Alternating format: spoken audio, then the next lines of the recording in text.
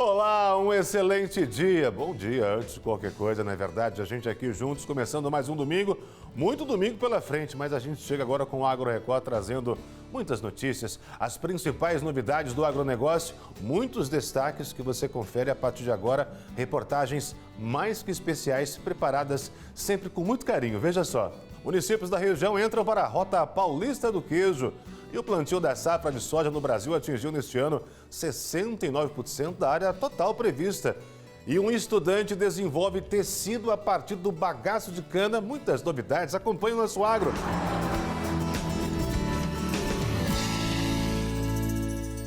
Um cafezinho agora pela manhã é sempre bem-vindo. E com um bom queijo, companhia perfeita, combinação mais do que justa, né? Vamos falar sobre isso, porque 7 municípios da nossa região entraram para a chamada Rota Paulista do Queijo. Pensa numa rota boa. Alguns desses produtos são reconhecidos e premiados, como em uma propriedade que a gente descobriu e fomos visitar pertinho aqui da gente, em Urupês. Confira com a gente essa reportagem saborosíssima. Os queijos produzidos nesta propriedade em Urupês se destacam pela cremosidade e pela casca bem formada. Cada peça passa por um processo de maturação controlado que deixa o sabor intenso e a textura marcante. É um trabalho artesanal, paciente e preciso que transforma o leite fresco em produtos de alta qualidade. Nós começamos a produzir em 2022 de maneira informal, aqui na cozinha da nossa propriedade, para poder agregar valor ao leite. Começamos a fazer os testes, o pessoal foi gostando e foi o ano passado que nós conseguimos legalizar através do CISP artesanal. Essa produção artesanal tem ganhado reconhecimento em todo o Brasil. Em 2025, o queijo Bambu, esse mais amarelado, recebeu 2 medalhas, uma de ouro e outra de bronze, em um dos principais concursos do país. Já o queijo Nevoeiro garantiu a medalha de ouro no Prêmio Queijo Brasil 2025. Resultados que colocam a produção de Urupês entre as mais premiadas da atualidade. Esse ano nós ganhamos medalha de ouro também no Prêmio Queijo Brasil, só que aí nós levamos o queijo Nevoeiro. É um queijo de casca florida, natural, que ainda também está em fase de elaboração de rótulo. Esse queijo ainda não está legalizado oficialmente pelo CISP, né, porque está em fase de rotulagem, mas acredito que até janeiro vai sair a liberação. Foi uma surpresa também a vitória dele? Foi uma surpresa também. Hoje nós temos, nestas rotas do queijo de São Paulo, 77 municípios. São 102 queijarias, 8 rotas organizadas e estruturadas em todo o estado. E todo esse trabalho artesanal que começa aqui no campo, agora ganha visibilidade na Rota do Queijo Paulista. O projeto, criado pelo governo do estado, coloca o Noroeste Paulista entre os destaques da gastronomia rural. Estamos muito felizes por fazer parte da Rota do Queijo. Então, é mais uma coisa para agregar, né, valor aí ao nosso produto, um diferencial na nossa propriedade. 7 cidades da região passaram a integrar o projeto Rotas do Queijo do governo de São Paulo. Uma iniciativa que quer valorizar e fortalecer a produção queijeira do estado. São elas Fernandópolis, Marinópolis, Urupês, Nova Castilho, Alto Alegre, Olímpia e Catanduva.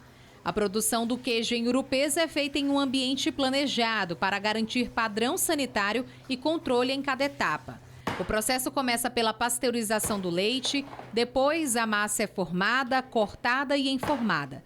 De lá, os queijos seguem para a maturação, que define o sabor e a consistência final do produto. Desde a ordenha até a maturação, nós estamos permitindo que esse turista ele participe de degustações, oficinas e outras experiências queijeiras extraordinárias.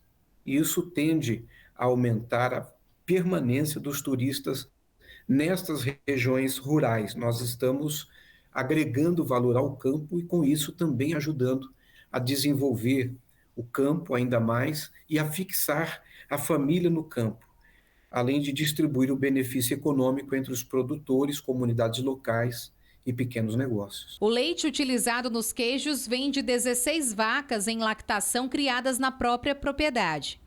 A rotina rural segue um padrão rigoroso. manejo adequado, ordenha diária e bem-estar animal garantido. O leite é na nossa propriedade, inclusive saiu a nossa certificação de propriedade livre de brucelose e tuberculose. As vacas são todas criadas a pasto e são livres, né? Então dá todo esse diferencial aí no sabor do queijo. A expectativa agora é conquistar ainda mais prêmios em 2026. E quem quiser conhecer de perto essa produção vai ter novidade. A propriedade deve abrir as portas ao público para que os visitantes possam ver todo o processo e, claro, degustar os queijos feitos aqui. Vai ser uma degustação, mesmo que seja de uma maneira simples, né? Vai ser oferecido e vamos estar também oferecendo os produtos para venda na nossa propriedade. Não te falei que a reportagem era gostosa? Deu até vontade, água na boca. Queijo é tudo de bom, não é mesmo? A gente aproveita então, depois dessa reportagem boa, para conferir então como ficou na semana a cotação de alguns produtos agrícolas. O preço médio do litro de leite pago ao produtor foi de R$ 2,56. A saca de 60 quilos de café arábica sai por R$ 2.239,07. A saca de 50 quilos de arroz em casca sai por R$ 53,69. A saca de 60 quilos de milho está cotada em R$ 68,40. E a saca de 60 quilos de soja está em R$ 141,70. Olha só, deixa eu te falar, o plantio da safra 2025-2026 de soja no Brasil atingiu 69% da área total prevista até 15 de novembro. Esse dado, de acordo com a Conab. Esse percentual indica o quê? Um ritmo mais lento em comparação com o ano anterior, devido principalmente à instabilidade climática. Veja e entenda como o setor tem absorvido essa realidade no momento. A plantadeira demorou um pouco mais para ir para o campo por causa do tempo maior de estiagem. O canto dos pássaros se junta a uma tarefa que alimenta o mundo. Em poucos meses, mais uma safra vai cruzar as fronteiras. O cheiro de terra molhada já é um indicativo para o seu Cairo. As chuvas chegaram e agora os 800 hectares de terra vão receber a soja. A fazenda fica em Rio Verde, Goiás. Sim, todo ano é diferente um do outro, né? Esse ano iniciamos o plantio da soja no dia 14 de outubro. Tinha umidade, mas não era ainda aquela umidade realmente esperada, né? Mas devido à data que já foi ficando mais tarde, a gente preocupado também com a segunda safra, iniciamos no dia 14. Aqui nessa fazenda, após a gente iniciar o plantio, ainda houve alguma chuva. Então, assim, não tivemos nenhuma perda aqui ainda. Mas uma outra propriedade, sim, lá ainda estamos vendo se vai ter de replantio. Nós estamos esperando por chuva, mas foi plantado e a chuva não veio. Esse é só um exemplo dos milhares país afora. Os números impressionam e a tendência de produção deve ser maior a cada ano que passa, no que depender do homem do campo. Em 2024, o Brasil colheu mais de 350 milhões de toneladas de grãos. Os dados são da Conab, Companhia Nacional de Abastecimento. A soja continua sendo o carro-chefe, seguida pelo milho e pelo arroz. A previsão para a safra brasileira de grãos 2025-2026 é de uma colheita de 354,7 milhões de toneladas. Isso ainda segundo a Conab. Precisa ter fé, né? Porque é uma atividade de alto risco, com custo elevado. E tem hora que o produtor, ele fala, cara, não posso, tem que ser agora. E aí, igual você falou, tem que ter fé. Porque fala, não, vai dar certo e acreditar e fazer, porque senão ele não é agricultor. O ciclo do cultivo da soja geralmente dura 90 a 150 dias, dependendo da variedade das condições climáticas e do manejo adotado. No país, as principais regiões produtoras são Mato Grosso, liderando a lista, seguida do Paraná. Os especialistas alertam sobre o que é fundamental para garantir o sucesso do plantio. É preciso escolher cultivares adequadas à região, planejar o plantio de acordo com o clima e solo, realizar manejos de acordo com pragas e doenças, além das tecnologias para otimizar a produção. E isso o produtor está cansado de saber. Só que mesmo seguindo todos esses protocolos, os produtores ainda enfrentam alguns desafios, como chuvas irregulares, baixa umidade do solo e mudanças climáticas. Agora é esperar que venha boas chuvas aí, que a lavoura se forme legal e tenha uma produtividade boa, já que nossos preços não estão tão legais, mas a gente produzindo bem, uma coisa cobre a outra e a gente consegue passar mais um ano, né? E não é só o campo que movimenta essa engrenagem. A indústria tem papel fundamental nesse ciclo. É aqui que a matéria-prima ganha valor. O grão vira óleo, o leite vira queijo, a cana vira etanol. E isso gera milhões de empregos e faz a integração entre campo e indústria, gerando competitividade e inovação para o país. Mas é assim que funciona. Uma está interligada à outra e nós temos uma janela e nós temos que trabalhar dentro dessa janela. Isso é igual Fórmula 1, né? Você não pode demorar para fazer a troca de pneu, não você perde a corrida.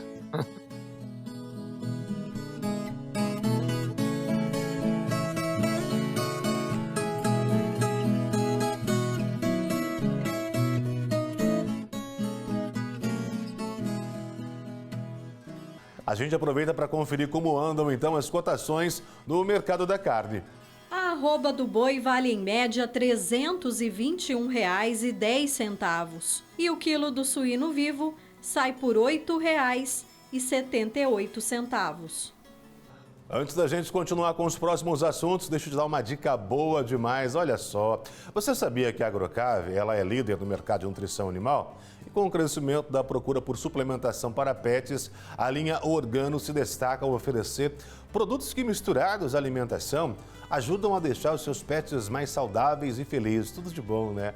A linha inclui o Organodog modificador, pelo e derme, simbiótico e vitaminas, tá bom? Além do Organocat, que é uma linha para gatos. A gente tem pelo e derme e simbiótico. Hoje, olha que legal, você pode adquirir os produtos diretamente com os consultores da Agrocave na loja Multistock, que fica na Avenida Nossa Senhora da Paz, 2148, no Jardim América. Fácil de chegar, em Rio Preto. Você acaba de assistir a gente aqui, corre para lá, porque quem for e falar que está assistindo, acompanhou a programação, está vendo os produtos da Agrocave, vai ganhar 20% de desconto na primeira compra. E é um descontão, tá bom?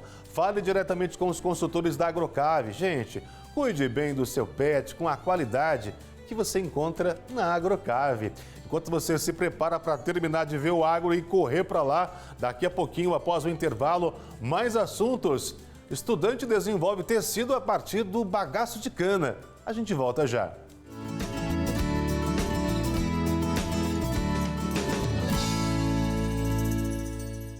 A gente fala sobre tantas tecnologias nesse momento, não é mesmo? Mas você já imaginou um tecido feito com bagaço de cana? Uma professora e um aluno da rede pública de Lusiânia fica em Goiás, desenvolveram esse projeto que une inovação e principalmente o que a gente precisa nesse momento, sustentabilidade. Veja os detalhes nessa reportagem. Tudo se transforma. Esse deveria ser o lema. O tecido, que já foi bagaço de cana, passou por um longo processo de transformação até chegar a este resultado. O projeto foi desenvolvido em 2023 aqui no Centro de Ensino em Período Integral Oswaldo da Costa Meireles, em Lusiânia. E o Tiago é o aluno responsável, aprendeu todas as técnicas durante as aulas de biotecnologia, inclusive quer seguir carreira. Agora ele vai mostrar para a gente como que esse fio de tecido, né, é transformado, né? Porque ele veio a partir do bagaço de cana, não é isso mesmo? É um processo difícil? É um processo complicado, que levou esse período de 2 anos, quase 3 anos, mas que com muito empenho e muita pesquisa a gente conseguiu chegar no resultado satisfatório, que agora pretendemos apresentar lá na FBiotech, lá na Bahia. Então a gente está ganhando reconhecimento e mostrando que dentro de uma escola pública a gente consegue produzir o que a gente quiser, só ter consciência disso e saber destinar nossos estudos. No laboratório, a ideia é dar um novo destino ao bagaço de cana que seria descartado pelas propriedades rurais da região. Processos químicos auxiliam na extração da celulose e no clareamento do material. Depois da secagem, o resultado é uma fibra têxtil que se assemelha à textura do algodão. Para Tiago, projetos como esse podem ser o ponto de partida para uma indústria têxtil mais sustentável. A gente tem um deserto conhecido como deserto do Atacama, e lá a gente tem toneladas de roupa descartada anualmente. roupas que são produzidas principalmente através do plástico, liberando-se microplástico, como poliéster. A gente começou a estudar um material que fosse possível produzir um tecido sustentável, assim como o lyocell produzido através do eucalipto.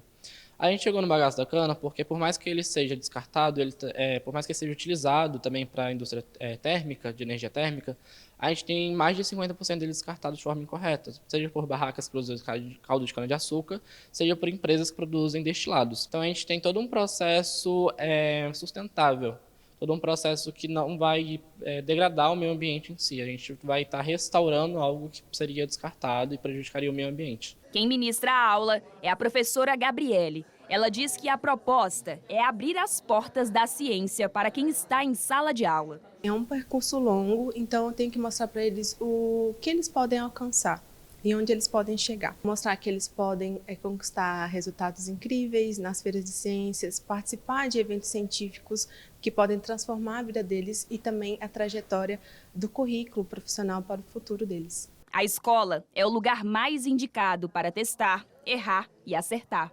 A ciência propõe exatamente isso: experimentar e buscar soluções. Todo mundo aqui é capaz de desenvolver suas ideias e tirar daqui da cabecinha e transformar em um projeto e, de fato, ir para o papel.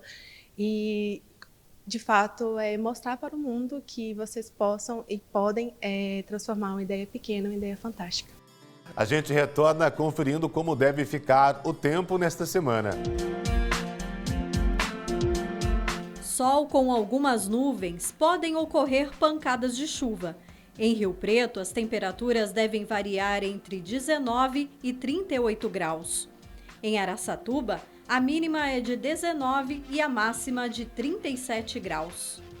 E em Presidente Prudente, as temperaturas variam entre 19 e 32 graus. Tem muita gente que aprecia e muita gente que vai ficar com água na boca. É aquela água que passarinho não bebe. Uma bebida de um distrito de Governador Valadares foi premiada em um concurso mineiro de cachaças de alambiques e aguardentes. Nossa equipe foi até Santo Antônio do Pontal para conhecer essa história e te mostrar agora, principalmente para você que é apreciador de uma boa cachaça. A 20 quilômetros da região central de Governador Valadares, o distrito de Santo Antônio do Pontal é a casa de uma iguaria em forma de bebida. A história da cachaça artesanal se mistura com a realidade da própria cidade. Claro, com um fator em comum, a família Almeida. Meu bisavô, Norberto Luiz de Almeida, ele veio da região de Cataguases, né? Com a intenção de produzir café. A paixão dele era fazer café. Ele foi para a cidade de Espírito Santo, primeiro, antes de vir para cá. Se eu me lembro bem, o nome da cidade chama Alegre, alguma coisa assim. Não se adaptou lá e ficou sabendo de uma cidadezinha, um vilarejo chamado Figueira. Todo mundo falando Figueira, que é oportunidade, né, tal. Ele ficou bem curioso nesse vilarejo aí, veio para cá e gostou, né? E veio para a região de Santo Antônio do Pontal.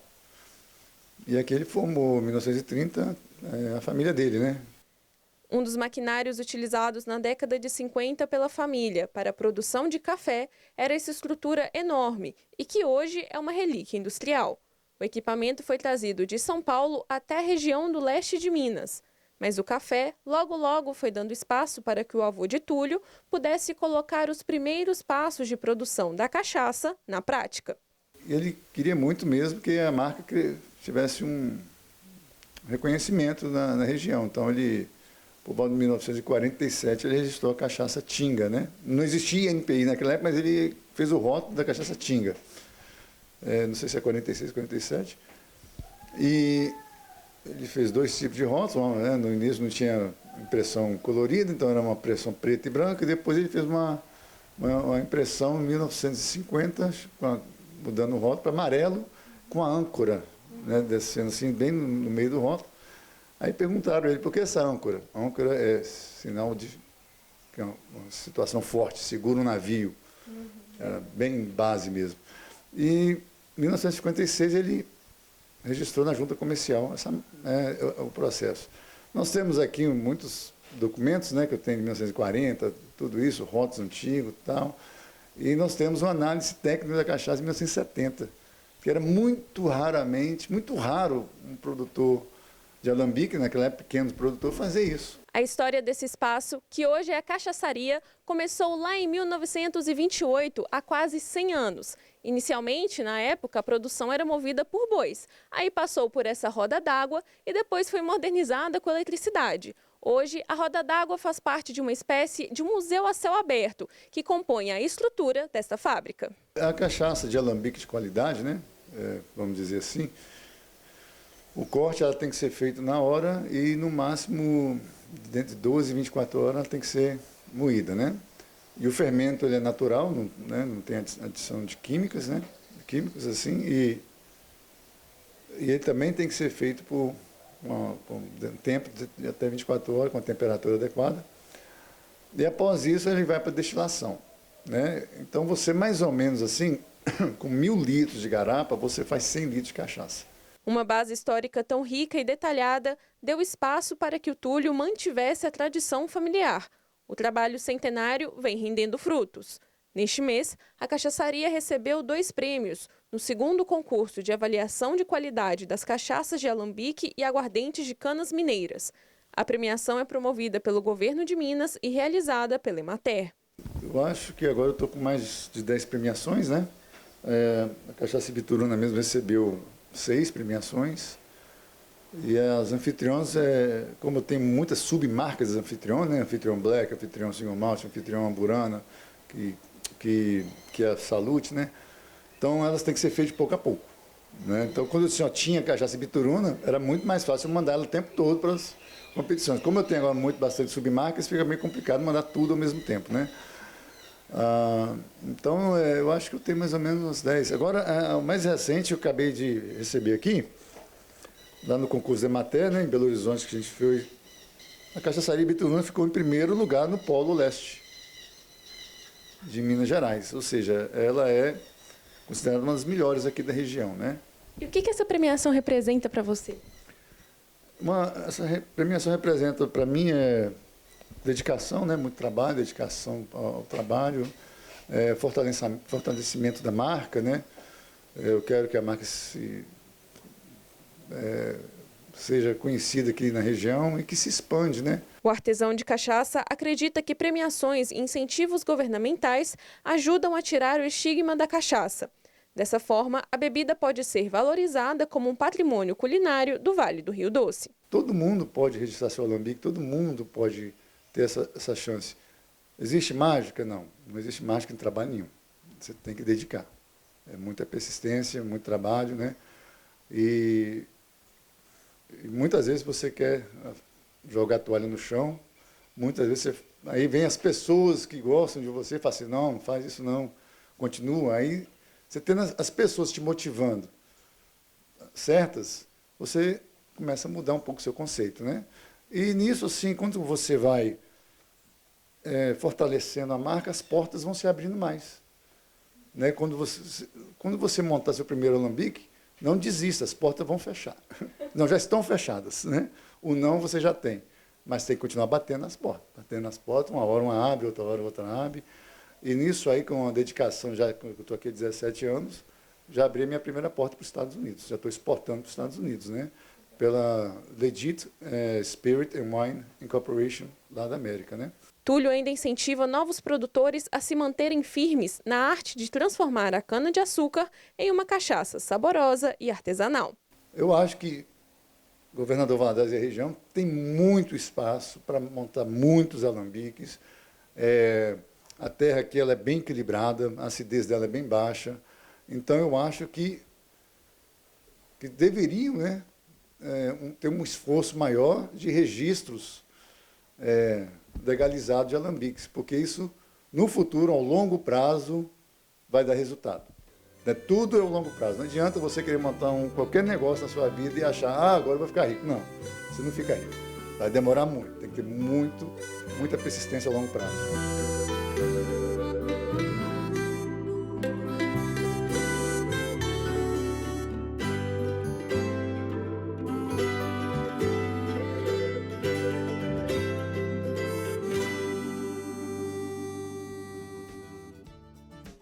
Beba com moderação, tá bom?